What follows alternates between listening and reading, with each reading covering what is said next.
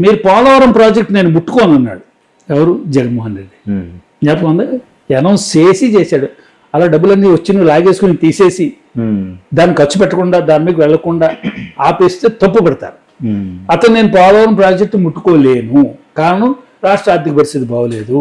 కేంద్రం ఇచ్చే నిధులు ఏవైతే ఉన్నాయో దానికి మామూలు వర్క్ చేయడం కూడా సరిపోవట్లేదు పోలవరం ప్రాజెక్ట్ అథారిటీ గతంలో ఇచ్చిన డబ్బులకి బిల్స్ ఇవ్వలేదు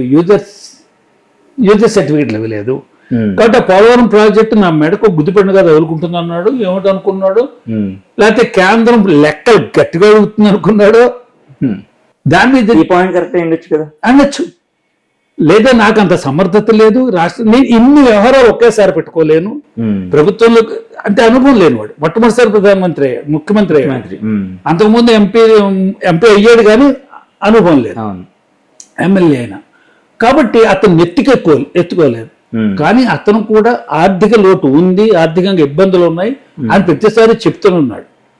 అతనుకున్నది డ్రాబ్యాక్ ఏంటంటే అతను మాట్లాడలేదు ఎవరి చేతో మాట్లాడించేవాడు